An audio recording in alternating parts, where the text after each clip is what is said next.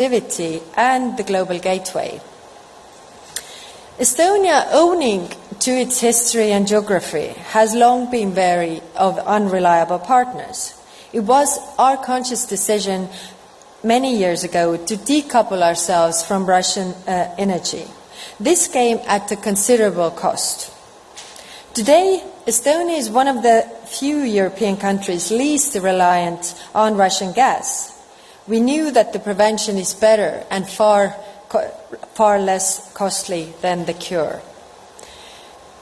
This is why, at the same venue just 1 year ago, Estonia introduced Trusted Connectivity, a conceptual framework for organizing political and economic relations among trusted partners, namely trusted partners across the world who are committed to upholding the rules-based order and to protecting human rights and individual freedom. The proposition of trusted connectivity is straightforward: to connect the like-minded countries through trusted partnerships based on shared interests and values and the highest standards, thus reinforcing trust in global political and economic relations across the free world. The European Union's Global Gateway is the embodiment of trusted connectivity in practice. It is Team Europe's positive value-based offer of cooperation to developed countries and emerging economies alike. It is an offer to deliver economic and energy security and to bridge digital divides. Governments, financial institutions and the private sector all working together to boost competitiveness, deliver benefits to partners and empower local communities. The Global Gateway also advances Europe's strategic autonomy, being reflection of our trailblazing legislation on critical raw materials, batteries and semiconductors. And it is already delivering on the ground in Africa, the Western Balkans, Latin America, the Caucasus, Central Asia, with many more projects soon to follow. Ladies and gentlemen, the free world's united front against authoritarianism is being tested, and it's growing stronger in it. We have seen the recent introduction of many trusted connectivity initiatives, not only the Global Gateway, but also G7's Partnership for Infrastructure and Investment, the 3 Cs Initiative, the United Kingdom's Clean Green Initiative, the Indo-Pacific Economic Framework for Prosperity, Africa's Agenda 2063. These will allow us to build partnerships, not dependencies. It is trusted connectivity that ties these many initiatives together. As a concept, it clearly expresses the values we hold dear. As a framework, it enables practical interoperability across these initiatives by creating a mutual understanding. And it offers the necessary context for engaging with authoritarian regimes.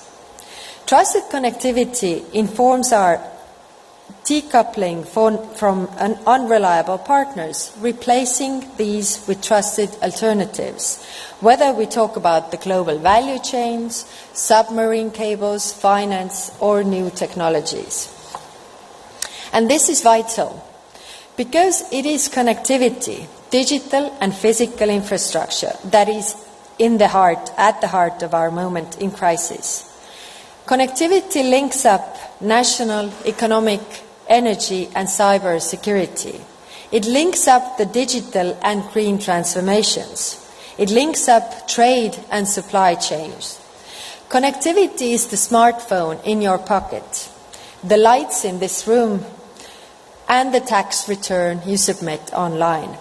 It is the source code of our e-government, and it's the software in 5G networks.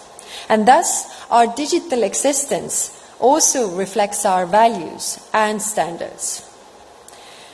There is immense global demand for infrastructure. We cannot let autocracies be the ones who respond to this demand uncontested. We have seen where this leads. a synergy of failures.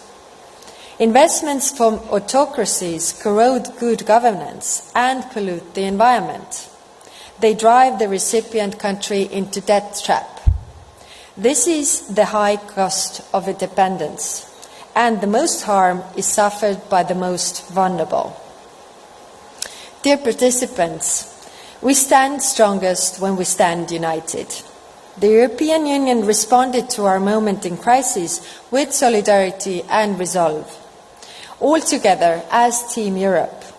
NATO and the wider transatlantic community are stronger than before. Our offer to the world of positive, values-based, trusted partnerships is a message that rings louder than it rang before. And I strongly believe we are more ready to rise to the occasion than before. As we respond to our shared challenges today, we are tracing a path to brighter tomorrow. On this path, we need to ask ourselves, are we willing to pay the premium of trust or are we not? I think the answer is very clear.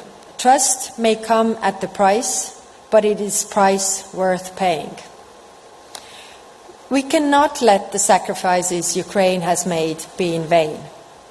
We have to learn the lessons of over-reliance and interdependence.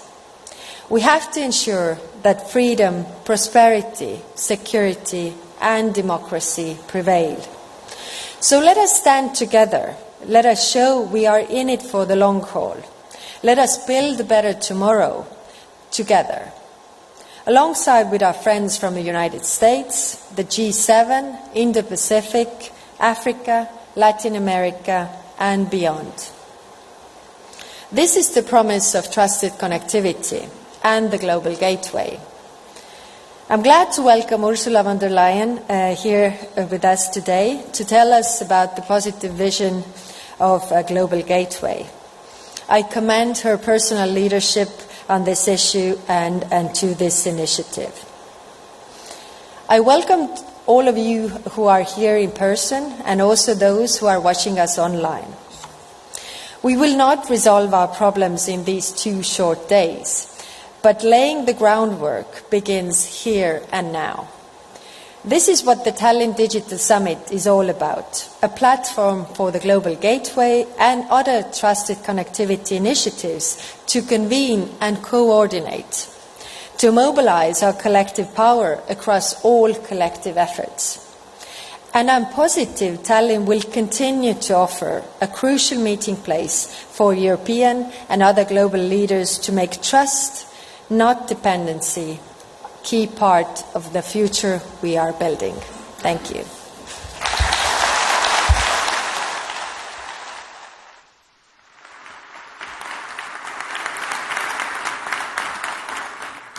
Thank you, Prime Minister, for always being so honest and straightforward. I think we all need this reality check.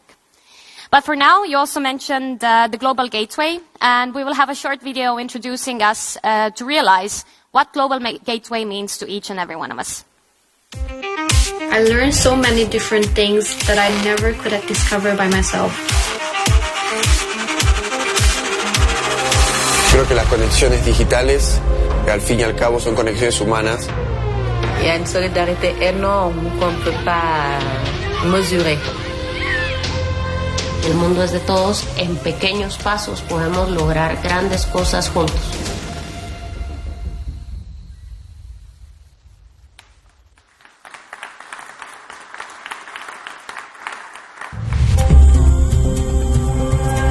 With that,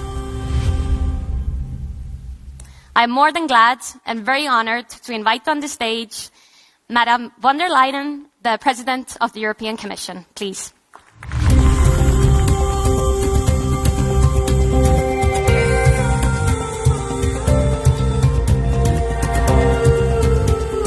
Dear Prime Minister, my dear Kaya, dear Prime Minister Kallas, Prime Minister Ngriante, Excellencies, ladies and gentlemen, I'm very glad to join you here today in Tallinn at the Digital Summit. Here in Estonia, the word of this conference, connectivity, has a very special sound. I mean, you have next door a country that is trying to use our interconnections as a weapon against us.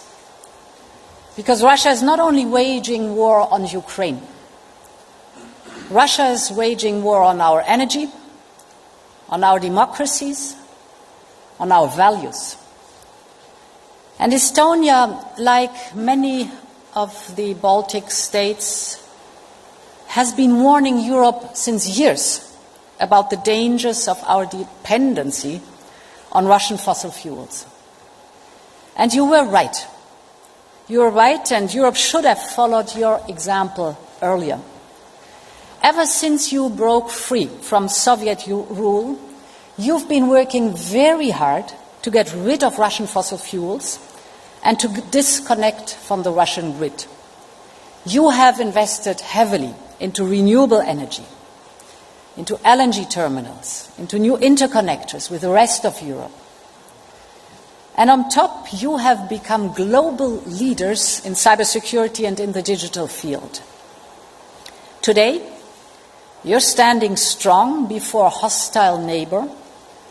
So from a small country like yours comes a great example for our entire European Union. This must be a lesson for all of us, especially as the war in Ukraine has now entered a new phase. Faced with the brave Ukrainian resistance, the Kremlin has once again escalated its aggression to a new level. Putin has launched Russia's first mobilization since World War II. He has used sham referenda in an illegal attempt to change international borders by force. All of this while redoubling his efforts to destabilize global energy security. But this will only strengthen our resolve to support Ukraine as long as it takes. But this new phase of the war also called for renewed action on our energy independence, on our infrastructure, and on building new partnerships with the rest of the world. In short, it calls for a new investment into trusted connectivity. Today, I would like to focus on three issues in particular. The first one is we need to protect our critical infrastructure. The second topic is about we need to keep replacing unsustainable dependency with more balanced cooperation. And the third topic is about that we need to continue to build trust in global connectivity. Let me begin with the physical infrastructure that underpins connectivity.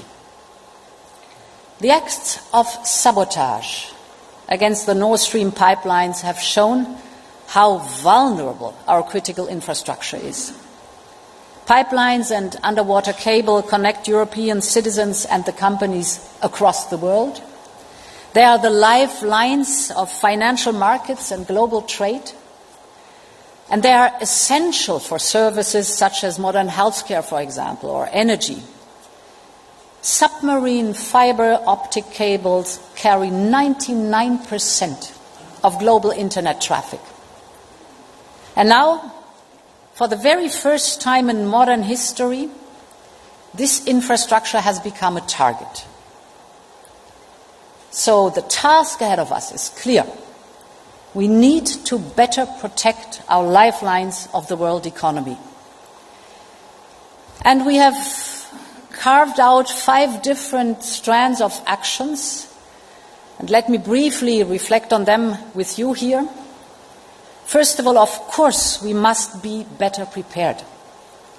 Now, the good news is that we have just brand new European legislation which will strengthen the resilience of critical EU entities. So what we have to do now with this new legislation that was done under the French presidency, what we have to do now is implement it, put it on the ground, that it is really working and developing a track record. Second, we need to stress test our infrastructure. We need to identify the weak points and prepare our reaction to sudden disruption. We all know how important stress tests are to make sure that everyone knows what to do in a case of emergency. So we will work with the member states to do these stress tests in the field of energy and other high-risk sectors such as offshore digital and the electricity infrastructure, for example. The third point is we will increase our capacity on the European level to respond through our civil protection mechanism if needed. With this, we can support member states in case of disruption of critical infrastructure with very practical things like fuel supplies, generators, shelter capacity. All these things have to be in place. And then we will make best use of our satellite surveillance capacity to detect potential threats. We have this capacity. We should use it much, much more to really know what's going on in the different areas of our critical infrastructure. And last but not least, we will strengthen cooperation, of course, with NATO on this subject and partners like, for example, our American friends. Critical infrastructure is the new frontier of warfare, and Europe will be prepared. In the same spirit, we have to step up our support for our Ukrainian friends. Time and again, you have watched it and been witnessing this in the last month, Russia has been trying to take down Ukraine's IT systems. Therefore, the European Union has mobilized financial support for emergency cybersecurity for Ukraine. We've helped move government servers to safe locations. And this direct assistance is multiplied by member states. Many thanks also to our host, Estonia. You've done a great job on that one. I know you've done a great job on that one because you understand very well by bitter experience that in the struggle between democracy and autocracy, the digital sphere is not a sideshow, but it is front line. This is the critical infrastructure and the question how we can better prepare to protect it, the physical infrastructure. Let me move on to the second point. That is that we have to replace unsustainable dependency, which we do have, with balanced cooperation that we want with trusted partners. For that, we have to double down on our positive engagement with the rest of the world and continue to act in a spirit of openness, of cooperation, and of trust. That's the motto of this summit. Just last year, just to give you some examples, we inaugurated the Ella Link transatlantic cable connecting Europe with Latin America. Revolutionary. And we're now deploying a new fiber optic cable under the Black Sea. It will diversify internet access across Central Asia and reduce dependency on terrestrial cables that go through Russia. This project is one of the typical projects of Global Gateway. We've heard already a lot about it. Global Gateway, as you know, our big investment project of 300 billion euros for investments abroad in trusted connectivity. And I'm very glad to see the Prime Minister here of Rwanda that is present.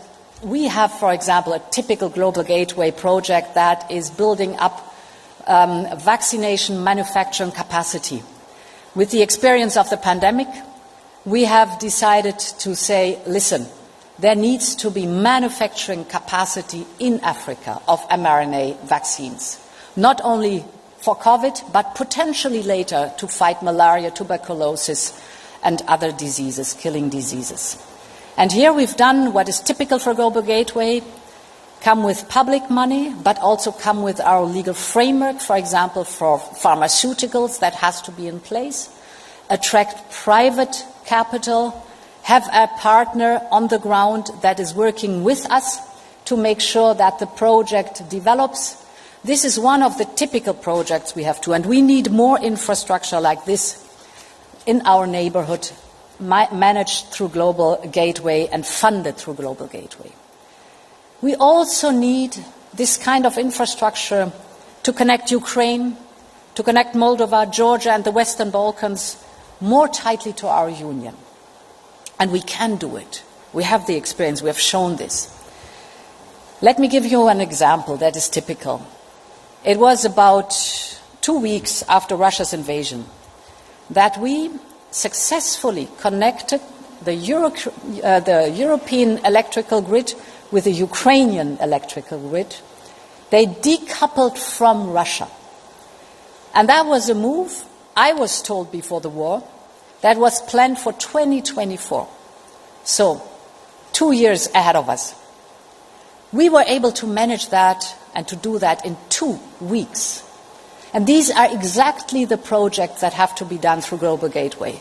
Here we needed to really join forces, of course to invest massively, but we did it within 2 weeks, was what planned for 2 years. So now Ukraine is an important new importer of electricity to the European Union. That creates a revenue stream for Ukraine, and our union can rely on electricity from Ukraine to help tackle the energy crisis. And in case of need, we can provide them with electricity. This is just one example in the broad attempt to get rid of Russian energy supplies. We have been working hard the last 7 months since Russia invaded Ukraine, and we've been working with success to get rid of our dependency on Russian fossil fuels. We have completely cut off the supply of Russian coal. And if I can give you 2 figures what Russian gas is concerned, last year, of all the gas imported to the European Union, 40% was Russian gas. Now in 7 months, we've been able to decrease that dependency down to 7.5% only of Russian gas in the overall supply of European gas from abroad. Again, crucial was here having the right infrastructure in place. And the good news is that Europe is making more progress by the day. The speed is accelerating because the pressure is high, and that's good. Just some days ago, we inaugurated a new gas interconnector between Bulgaria and Greece. It brings gas from Azerbaijan and from Mediterranean LNG terminals, not only via Greece to Bulgaria, but also to Romania, Serbia, and North Macedonia. So these interconnections are game changers in Europe's energy supply and energy security. This means access to trusted and reliable sources of energy everywhere in our union, and it means freedom from Russian dependency and freedom from Russian blackmail. Dear Kaya, you were so right when you were reminding us of the real price tag that is attached to dependency on Russia. You've been describing it in your introductory remarks. We need to keep this firmly in mind as we transition to renewable sources of energy. Because yes, it comes with an investment, but it's worth it. Because if you look at the dependency and the price tag that is coming with the dependency, it is much, much more needed to get rid of this dependency, invest in renewables, and find your independence. Every kilowatt hour that we receive electricity or energy from solar or wind is not only good for our climate, it's also good for our climate, and it's necessary, but it's good for our independence and our security of supply. We have to be, if we invest more and more into renewables in the future, also from the very start on, vigilant, and we have to be strategic. Because renewables, if we want to produce them, often depend on scarce raw materials. And that's another topic I want to raise here. You all know the magnets for wind turbines, the cell for solar panels. They all need rare minerals or rare raw materials, and you know the examples. By 2030, Europe's demand on those rare earth metals will increase fivefold, 5 times what we use today. And today it's already a scarce resource. So the first and foremost good news behind this fivefold is that it shows that our European Green Deal is moving fast. That's good news. The not so good news is that one country dominates the market, and that is China. So we have to avoid falling into the same dependency from China as we were with oil and gas from Russia. And we have to start now. And that is why we're working on a European Critical Raw Materials Act. It will help to diversify our supply chains towards trusted partner. The motto of this summit, trusted connectivity. And this will be another crucial domain for Global Gateway. Global Gateway will mobilize the public and private investment that is needed on the ground, investments in projects abroad that connect us. But we also have to do our own homework. And let me switch to topics we sometimes do not look at enough. Let me take the topic of semiconductors, for example, which is a good example of our overarching theme of new forms of cooperation.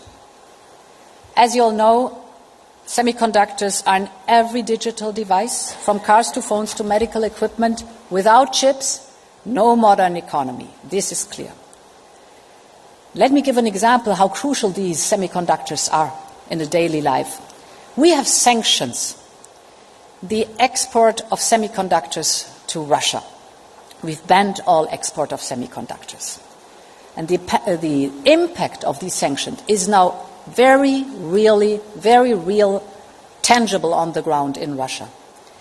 The Russian military, for example, cannibalizes by now refrigerators and washing machines to take out the semiconductors, trying to get the semiconductors for their military hardware. So semiconductors are crucial, but not only for others, they are also crucial for us. And therefore, our aim is to increase our global market share by 20% to 20% by 2030. And we have all we need to achieve this. What are we doing? We have world-class research and testing facilities. This is attractive for investors, but not enough to create the necessary ecosystem. Thus, with our European Chips Act, we've mobilized billions of investment for development, for mass production of next-generation chips. We've just approved, for example, the first state aid decision, given the go-ahead to a €730 million investment by a Franco-Italian company to build a new facility in Sicily. It will produce, for the very first time in Europe, large-scale silicon carbide wafers, the base of all semiconductors.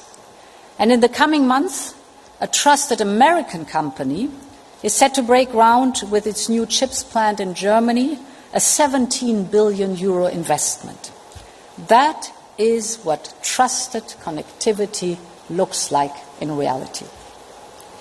And that brings me to my third and final point. It is about trusted connectivity. Who defines the rules of the game? High tech is great, but what is the purpose you use it for? Who is setting the standards? Who is setting the standards that will govern and protect our societies? Is it the market? Is it the government, like in China? Or is it the human-centric approach? That is our European approach. Think from the individual and his or her rights. Take the GDPR, as you know, born in Europe. Might not be perfect, but for the very first time, the rules of the game have been defined. And now they are setting data protection, and they are setting standards from here, not only in Europe, but also in Silicon Valley, for example. They are the benchmark for data protection in Silicon Valley. Or take our Digital Markets and Digital Services Act. Here again, Europe is on the vanguard, bringing the rules of the analog world into the digital world. For the very first time, there are clear rules on how to deal with topics like hate speech, disinformation, terrorist content online. We're doing the same for product cybersecurity with a regulation proposed next month. Now, setting standards for Europe is good. But it is our engagement with our trusted partners that makes European standards finally global standards. This is one of the reasons, for example, why our work with the United States and recently also with India through our Trade and Technology Council is so important. Set the standards with your friends. Or in addition, we have teamed up with the G7 Partnership for Global Infrastructure. You were describing it, Kaya. With our combined package of $600 billion, we're leveraging not just our investments, that's important, but also our standard-setting power. Thus, step by step, we are re-anchoring the values and rules-based order on firmer ground in a modern economy, working with friends, working with partners through trusted connectivity. The Roman statesman Cicero famously said, "The shifts of fortune test the reliability of friends." I'm glad to be among friends, for we cannot always control what history has in store for us, but we can shape our fortunes. We can influence it by standing tall for our values and by standing united with our trusted partners and our friends. Thank you very much.